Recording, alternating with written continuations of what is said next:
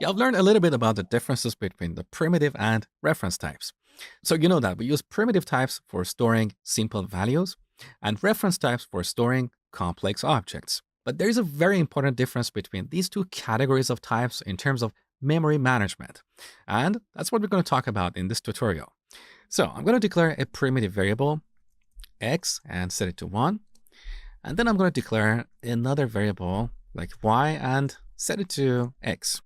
So in this example, we have two different variables, x and y, and these two variables are at different memory locations. So they're completely independent of each other. In other words, if I change the value of x, y is not going to get affected. Let me show you. So I'm going to update x to 2 and then print y. So SOUT tab y. Let's take a look. So run. As you can see, y is not affected because x and y are completely independent of each other. However, when we use a reference type, this behavior is different. Let's take a look. So I'm going to delete all the code here.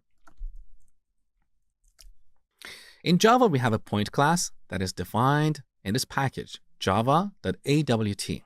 So we press enter, and now we have this import statement on the top. Beautiful. Let's declare a variable like point1 and set it to new point. Here we can pass the initial values for x and y. So I'm going to pass 1 and 1. So IntelliJ automatically adds these labels, x and y. Now, just like before, I'm going to declare another variable, point2, and set it to point1. And this is where things get interesting. When Java runtime environment executes line 8, first, it's going to allocate some memory to store this point object. Let's say the address of that memory location is 100. Then it's going to allocate a separate part of the memory, and it's going to attach this label to that memory location, point 1. In that memory location, it's going to store the address of our point object. So this is the critical difference between primitive and reference types. When we declare a primitive variable like a byte, the value that we assign to that variable will be stored in that memory location. But when we use a reference type, like this point class, our variable is going to hold the address of that point object in memory, not the actual point object. Now look at line 9. Here we're copying the value that we have in this variable into this other variable. So that value, as you learn, is not the point object, is the address or the reference to the point object in memory. That is why we refer to these types as reference types, because they don't store the actual values, they store a reference to an object somewhere in the memory. So in this example, point 1 and point 2 are referencing the exact same point object in memory. We only have one point object.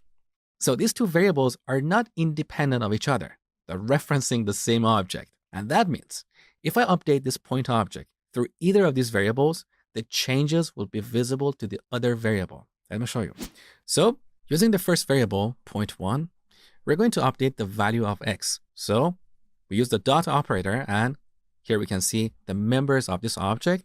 X and y are both fields, which are variables that exist inside of a class. So we set x, just like a regular variable, to a different value. Let's say 2.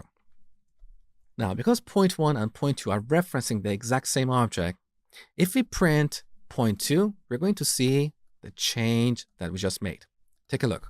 So SOUT tab, let's print point 2 and run the program. There you go. So the change was visible. So remember this. Reference types are copied by their references, whereas primitive types are copied by their value. And these values are completely independent of each other.